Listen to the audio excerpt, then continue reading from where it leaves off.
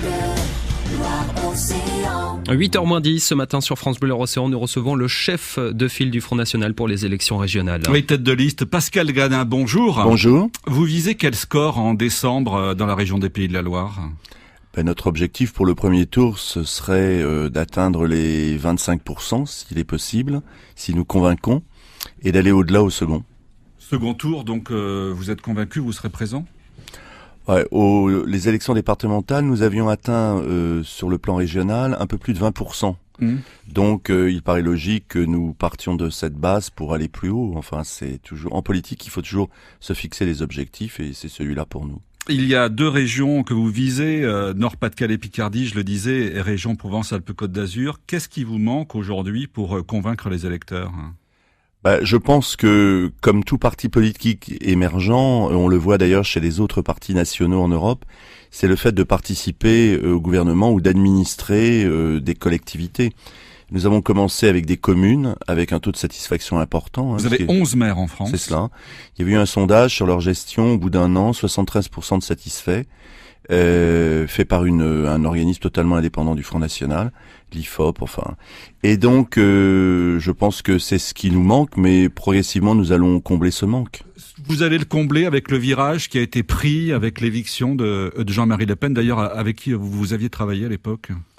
Je pense que c'est symboliquement effectivement une manière d'affirmer un changement de manière de méthode pour la politique, pour convaincre, pour s'adresser à nos concitoyens. Alors vous êtes présent sur beaucoup de terrains, notamment tenez hier soir l'écologie. Vous aviez un colloque à Nantes sur l'écologie.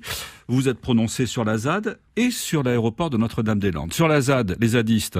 Vous êtes contre ? Nous sommes contre. L'aéroport ? Également. Pourquoi ? Alors, en ce qui concerne la ZAD, c'est tout simplement parce qu'il s'agit d'une forme d'utopie un peu anarchisante qui ne mène à rien, c'est une impasse. Et puis, en plus, il y a quand même une forme de violence très fréquente qui est assez déplaisante, à la fois pour les habitants sur place, et puis parfois dans Nantes, lorsqu'ils s'expriment dans Nantes. Mais je dirais qu'à la limite, c'est un phénomène marginal qui, d'une certaine façon, brouille le débat, parce que ça évite de parler du vrai sujet qui est celui de l'aéroport. Et nous sommes contre pour un certain nombre de raisons, dont la première est son inutilité totale. Donc finalement, vous êtes d'accord avec les socialistes et les écologistes ? Vous savez, oui, Marine Le Pen dit souvent que quand il fait jour à midi, on peut être d'accord avec tout le monde.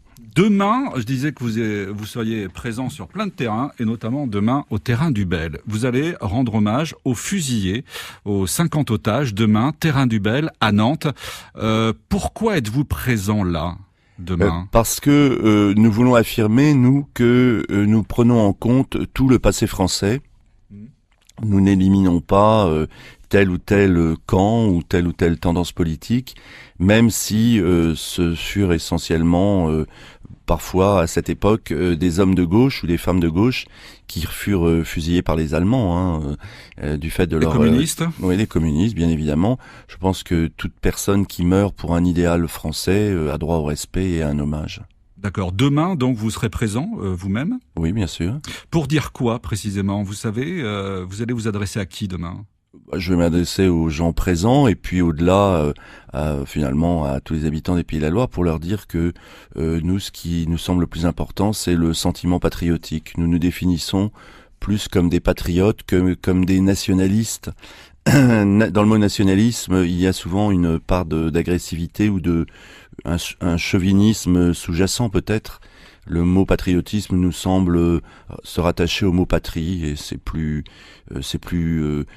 conforme à notre sentiment. L'élection, les deux tours, décembre prochain. Quel est votre programme ? Qu'est-ce que vous voudriez changer dans cette région ? Concrètement, est-ce qu'il faut s'attendre à une révolution ? Une révolution, non. Un profond changement sur la méthode, oui. Sur quoi précisément ? Eh bien, moi, tout d'abord, j'aimerais que l'on rompe avec le cycle infernal de la dette et de la fiscalité qui empoisonne non pas seulement d'ailleurs les Pays de la Loire, toutes les collectivités territoriales françaises. Et je pense d'ailleurs, ça a atteint d'ailleurs même d'autres pays. Et on a vu aux États-Unis des villes tomber en faillite.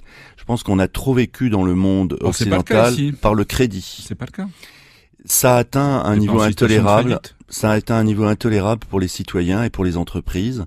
Et il est évident que aux États-Unis, je vais vous dire pourquoi ils tombent en faillite. C'est parce qu'il y a des limites à l'endettement, souvent fixées par les lois. Alors moi, je vous parle des choix politiques au-delà des choix de gestion. Si vous devez faire des économies, allons-y sur le terrain politique. Qu'est-ce que vous changez? Vous taillez dans quoi? Nous ne taillons dans rien en particulier. Nous essayons de rationaliser tout. Oui. Moi, mon objectif, ce serait 1% par an. Donc 1% par an, si vous voulez, c'est jouer tout simplement sur la gestion. Ça n'est pas spécialement jouer.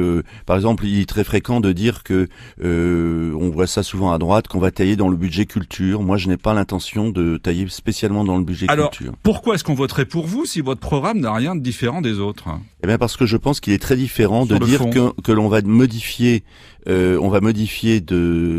mode de fonctionnement lorsqu'on diminue de 1% par an un budget au niveau de façon globale. Ça signifie qu'on atteint 8% en 6 ans, et ça, c'est une révolution sur le plan budgétaire.